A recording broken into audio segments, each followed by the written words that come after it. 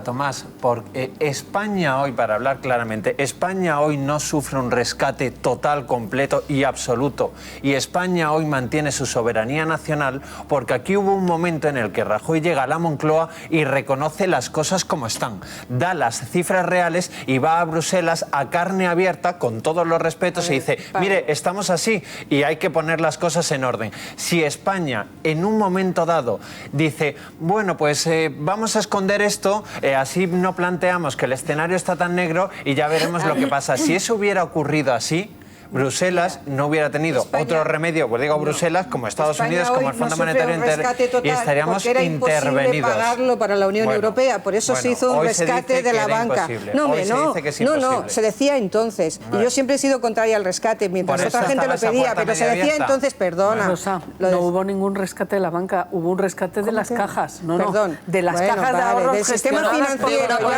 llámale como quieras. Creo que el matiz es muy distinto. De las cajas, sí, pero no de la banca. Es injusto para los banqueros. Perdón, yo soy los banqueros. Bueno, y ya que nos ponemos en los cajeros, te diré que tampoco a todos, porque también hay este discurso neoliberal de todas las cajas un desastre. Pues no, todas no. Ni la Caixa, ni Ibercaja, ni Unicaja, ni las cajas vascas. Ni las cajas vascas. Gestionadas igualmente por representantes políticos. ¿Cuántos bancos han quebrado? No, pero si no, yo no estoy diciendo que hayan quebrado los bancos. Neoliberal no, por los ahorros de los ciudadanos. El modelo de banca privada ha sido el que ha preservado los ahorros de los españoles. El modelo de banca pública... Por eso Lehman Brothers se hundió porque lo estaban manejando los políticos americanos. Es decir, que no será un problema de quién gestiona, sino de cómo gestiona y de si gestiona decentemente. O sea, no solo eficazmente, sino decentemente.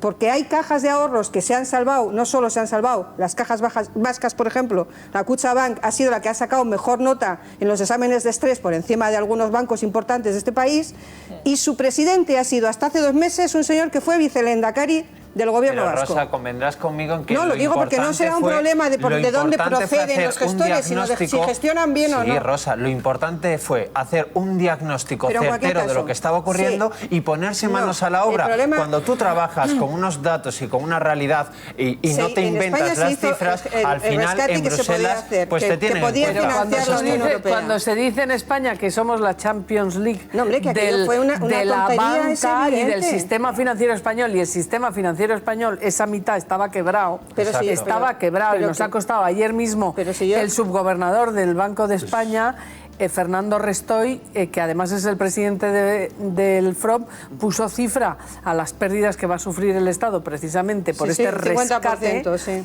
y claro, y verdaderamente...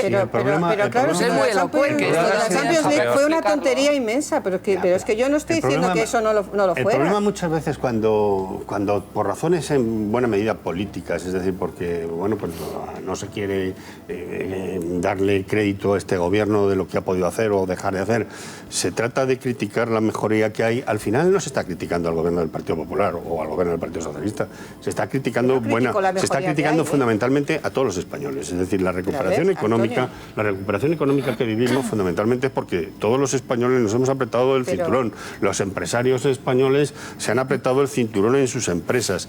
En estos momentos el gobierno lo que ha hecho fue poner cordura, que no había cordura, y hemos conseguido con esa cordura del gobierno pues ganar una credibilidad internacional y sobre todo en los mercados que no teníamos, y antes gastábamos el dinero por la prima de riesgo que teníamos en pagar los intereses de la deuda pública, y ahora nos cuesta mucho más barato y ese dinero se puede emplear en políticas sociales. Yo no he puesto en duda la recuperación, no estoy criticando eso. Ya lo sé. Bueno, no, lo digo porque como has dicho, es que cuando se intenta poner en duda parece para criticar al gobierno, lo que pasa es que le replico a Pablo, porque Pablo hace una lectura, en mi opinión, absolutamente triunfalista del papel de este gobierno. Y yo te digo que los expertos internacionales decían desde el... No, claro que estaban muy mal y ahora están menos mal. Con los papeles. No solo porque se mentía, porque claro, puestos a mentir, también mentían las comunidades gobernadas por el Partido Popular, si es por eso, quiero decir. No es una cuestión de tirarse... No, pero si es que no quería entrar a esto, lo digo porque,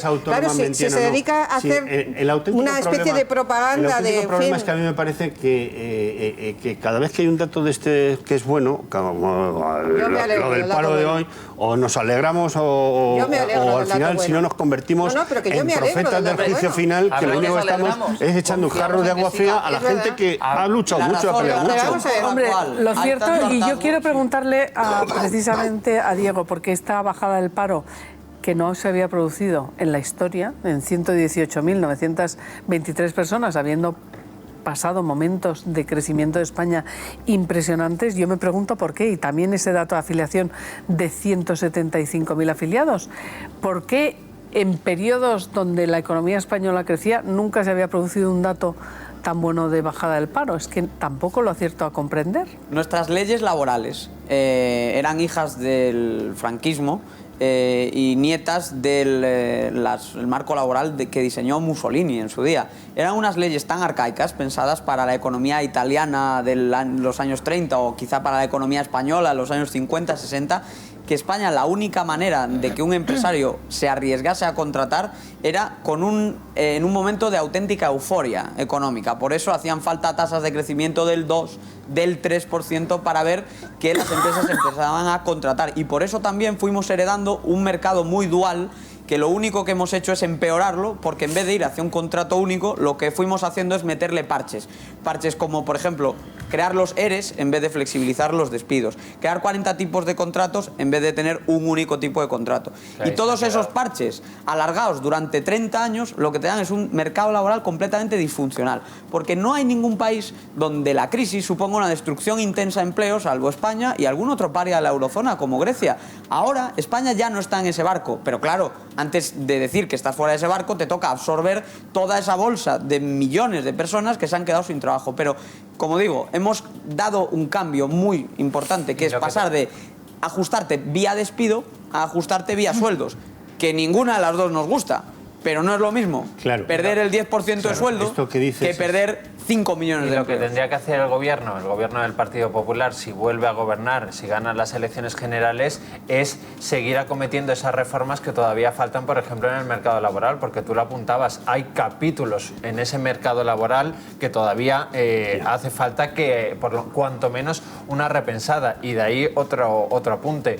Lo que no se puede permitir España, puede que a Rosa también tenga su matiz para ella, pero lo que no se puede permitir España es cambiar hoy el rumbo de las políticas económicas que están llevando a España a unos índices de recuperación en materia de empleo que no habíamos visto mucho tiempo. Hay que seguir, Pablo, con el rumbo. Yo creo que esto también lo debería tener claro. Tampoco habíamos visto en mucho tiempo la brecha social que se ha producido, porque de la misma manera que Europa está reconociendo que España es uno de los países en Europa que está avanzando más en la mejora, también reconoce que, sin embargo, es el país o uno de los países en la cabecera de donde más se nota una expresión además que me ha gustado mucho, me parece muy dolorosa, las cicatrices de la crisis. Es decir, se está mejorando, pero erosionando socialmente a la población.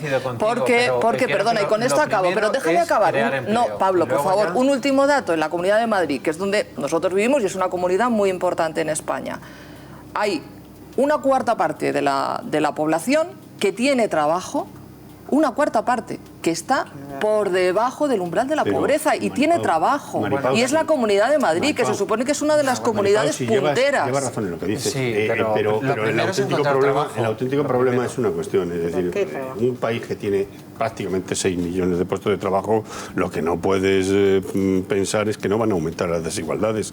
Es natural. La mejor medida para acabar con las desigualdades, es dotar de trabajo a la gente. Claro. Que en estos momentos hay muchísimos jóvenes que, por ejemplo, solo encuentran trabajos a 300 euros al mes. Pero no solo jóvenes, Antonio. Déjame un momento. Sí, te dejo, pero no solo jóvenes. A 300 euros al mes sí, pero es que hay que tener en cuenta que nuestra crisis era una crisis que no la hemos padecido así desde la posguerra. Y, por tanto, que la confianza que tiene que empezar a llegar a los empresarios tardará en llegar, pero según vaya llegando los sueldos serán más estables y los sueldos serán más altos. Yo estoy con vosotras. Primero encontrar un trabajo, después buscar las dificultades y la brecha salarial, como la queráis denominar. Pero yo creo que si a una persona le dices, ¿qué es lo que quiere usted? Encontrar un trabajo, intentar salir del pozo. Esto es lo primero y eso es lo que se está consiguiendo ahora. Es que lo que dice Antonio de jóvenes a 300 euros es que hay padres de familia a 300 euros, porque les contratan por horas, están por debajo de... También hay jóvenes padres de familia, pero hay muchos jóvenes que no se han podido permitir el lujo de ser padres de familia porque no tenían capacidad para independizarse de sus padres, que es uno de los dramas también. Y es terrible ver gente que son licenciados y que son gente muy valiosa y que están trabajando en 3 sitios para poder llegar a 1.000 euros al mes. Dejadme daros la noticia. Pero es la realidad económica que tenemos, porque venimos de una crisis muy profunda.